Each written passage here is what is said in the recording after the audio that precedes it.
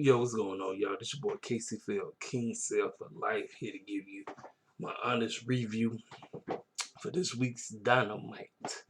So let's go ahead and let's break down the show. Now, before I start, how do I feel about the show?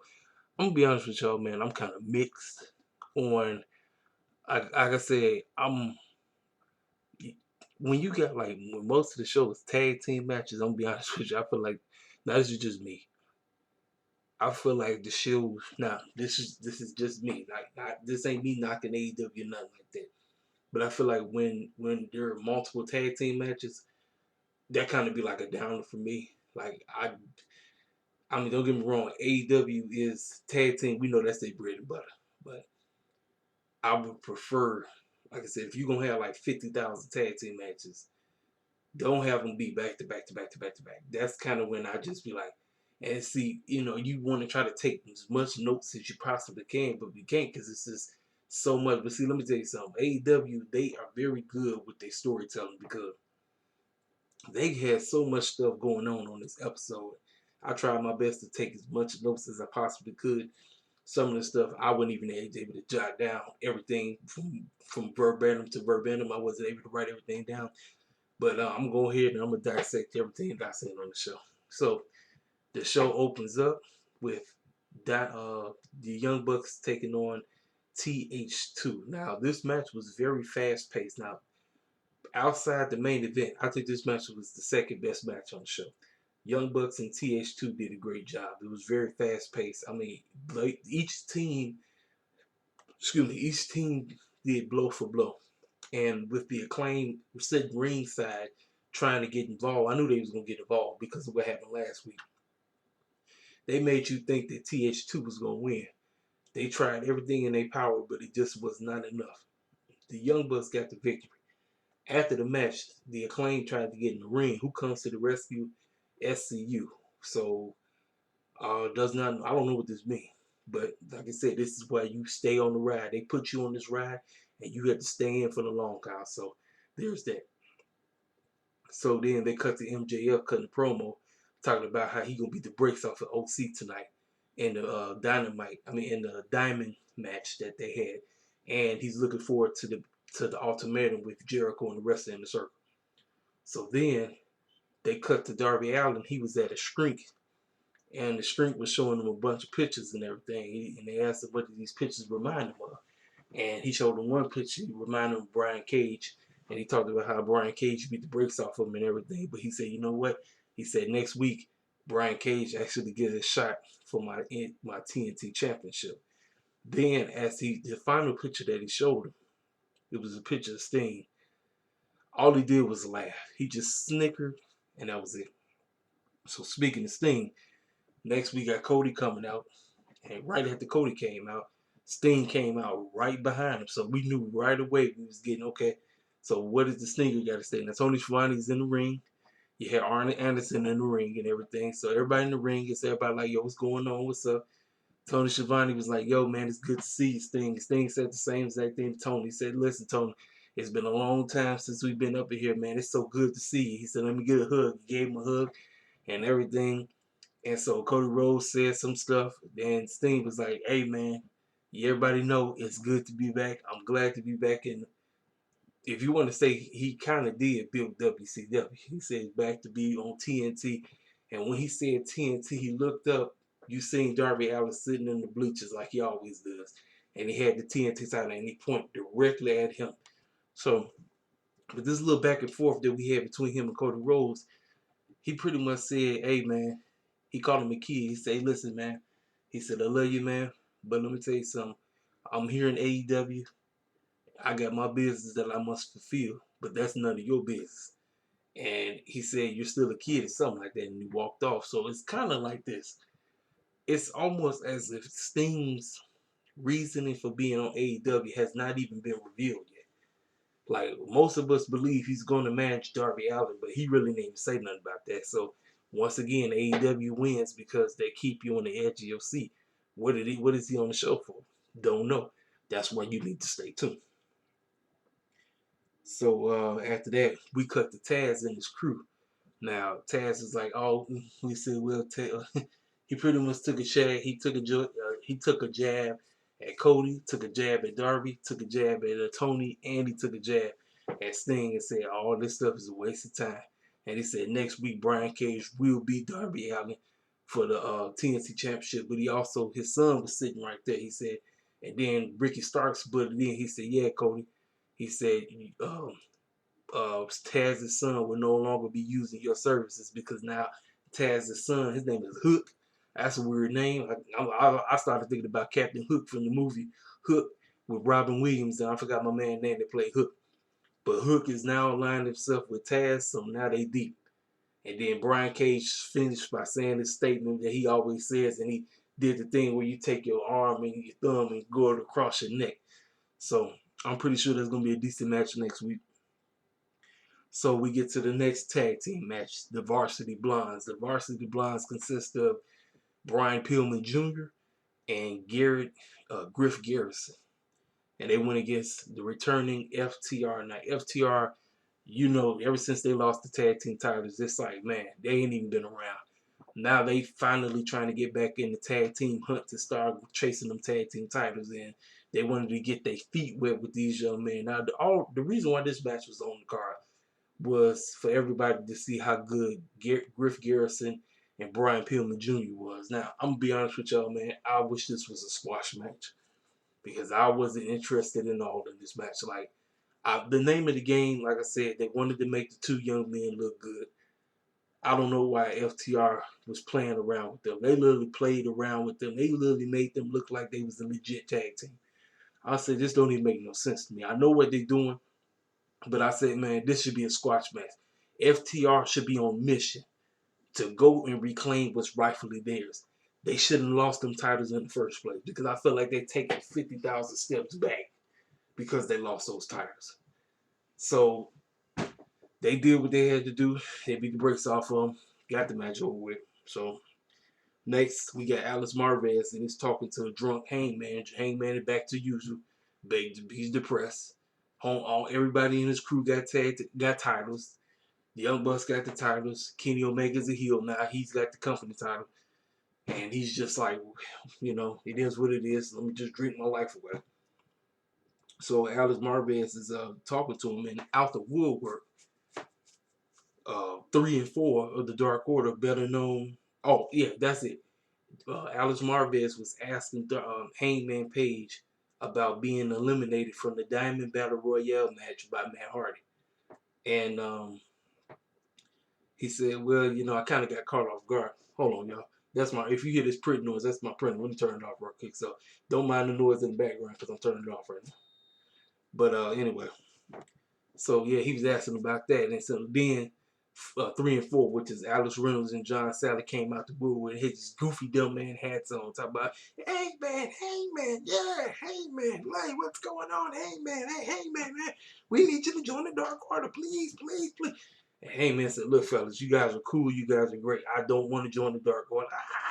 But could you join us in a tag team match? Please, can you be our partners for next week? Please. He said, all right, that's all right. I'll be your partner. So he's going to join Alex Reynolds and John Silver. I said John Silver for next week.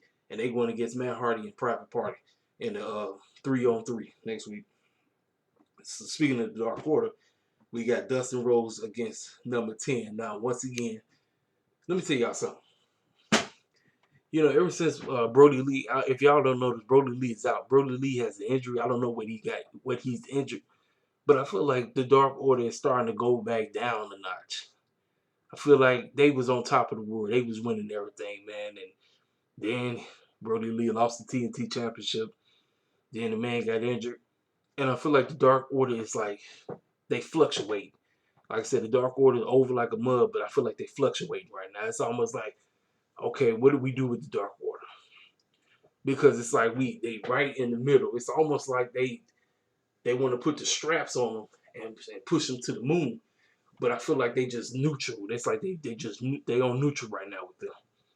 And that's why I was like, man, if you create this group, you would think they were supposed to be the dominators. They supposed to be running the show. They supposed to be beating the brakes off of everybody.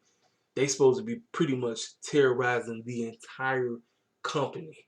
letting them know the Dark Order has put its footprint in AEW, and we letting you know that we run everything. We don't give a crap who's in the way. But I feel like they fluctuate. I feel like they just like, oh, okay, we just sitting right here. It's like we just in neutral. They not in the go, they in neutral. You know what I'm saying? So number 10 went against Dustin Rhodes. This match, it was a squash match. Dustin got this match over like 1, 2, 3. So as soon as Dustin won, the rest of the members of the Dark Order came out. Then Uno hops on the mic, and it sounds like now he's trying to recruit Dustin Rhodes. And he tells him, hey man, listen, we know you come from a great legacy. He said 5th generation wrestler, something like that. He said you've been in this 5 decades, but yet you're the 3rd name. In other words, you got the late Dusty Rhodes, and you got Cody Rhodes, his younger brother, who's right there. But Dustin is kind of like the burner. You know, he's just like the last little bit. Like, you know, everybody else is cool, but he's just there to be there. That's basically what he was saying. He pretty much saying that he's a nobody. And he offered him an opportunity to join the Dark Order and be number 7. And Dustin looked at him and was like, you sure you want me to join? And then he had his hand like they do that goofy symbol with their hand, right? He had his hand as if he was going to join, but he just slapped him across the face and knocked him down. And then the rest of the crew was trying to get in the ring and beat the brakes off of him, but Uno said, no, don't do nothing. Uno told him, you're going to regret what you did. He said, you're going to wish something. He said, you're going to wish that you didn't do that, something like that. So we got a story. So think about this. So what I just said about the Dark Order being neutral, it's almost like, okay, let's start to try to recruit cats again, because now that's what they in. It's like we trying to recruit Hangman Page, and now let's try to recruit Dustin Rhodes, because we kind of really don't know what we're doing right now. So let's try to get back into the recruiting stage, because we fell off very hard. You know what I'm saying? So that's that. So now we cut to the interview segment. Shaquille O'Neal was on the show. Tony Schiavone was sitting there, and Brandy Rose was sitting there with her arm in the arm brace because of what Jay did. So Tony talked to Shaq. Shaq said it's great. He said, I've been a wrestling fan for a long time, and he said he respect the Rose family, respect Brandy and everything. But he said that the young lady Jade, he said me and Jade go way back.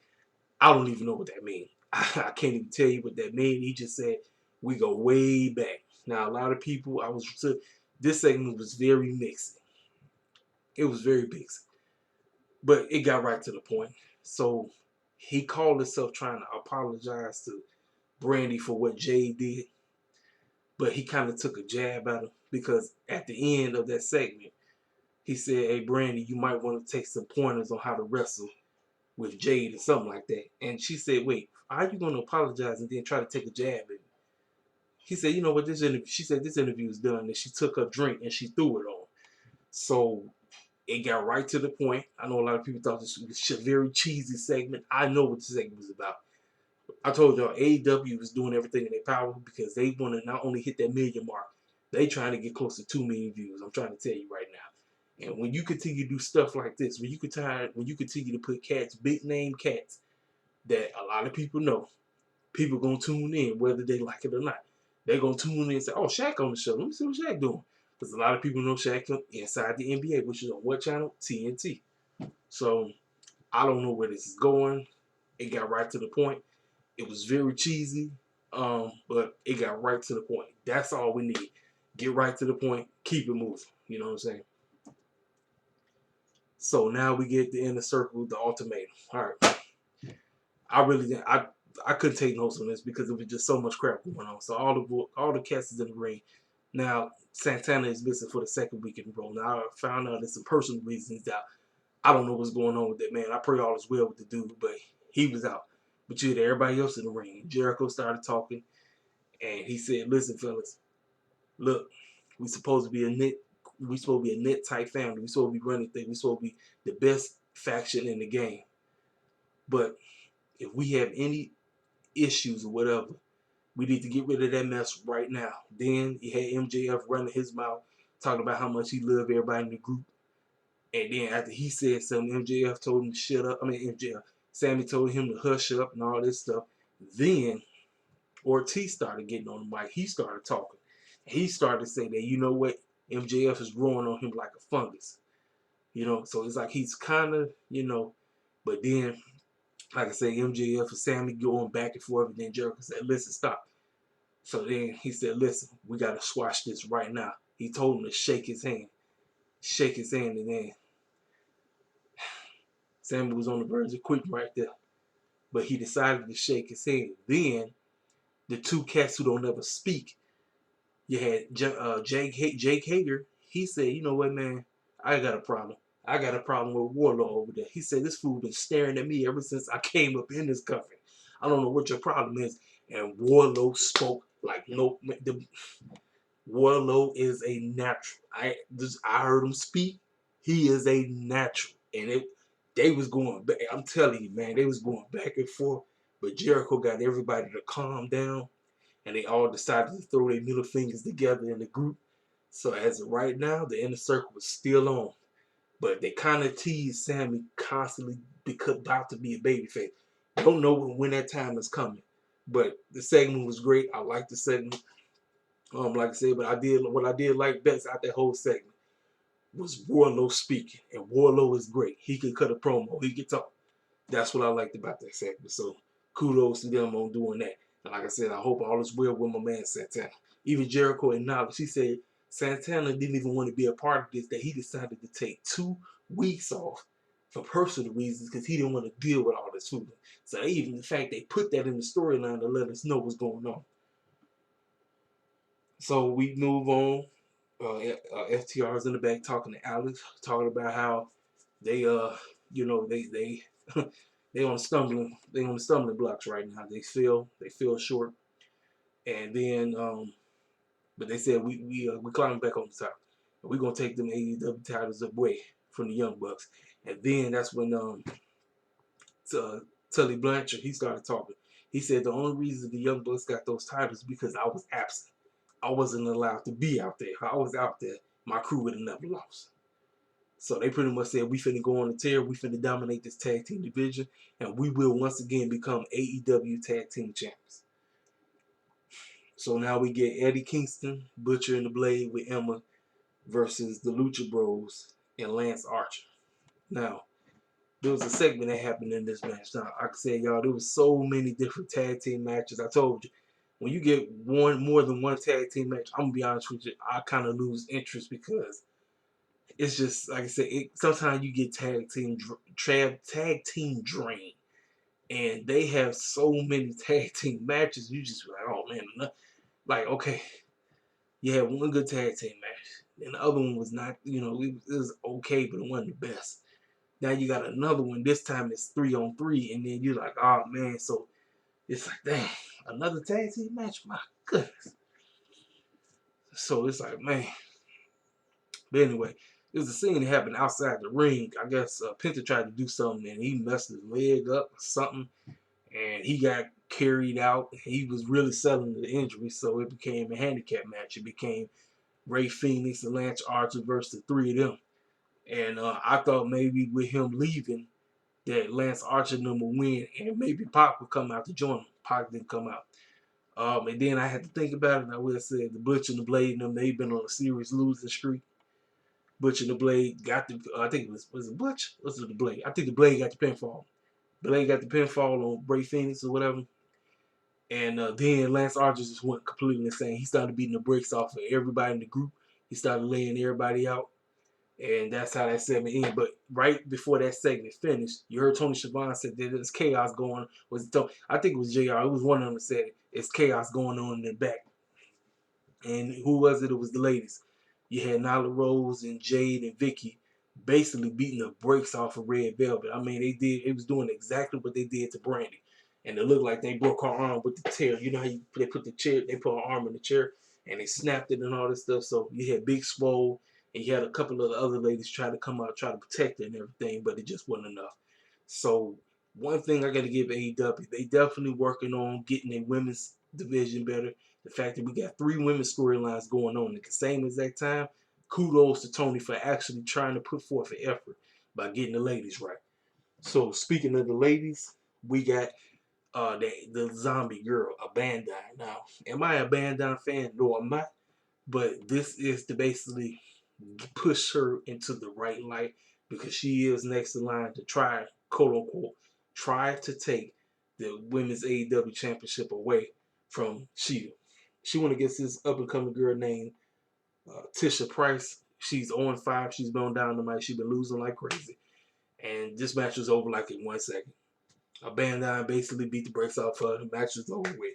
So then after the match was done, she started basically terrorizing the girl, trying to beat the brakes off her. Well, here comes Sheeta, but here's the deal. Sheeta walks out, but Sheeta is terrified.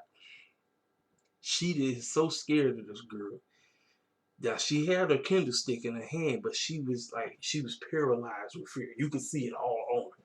She walked out, but she was like,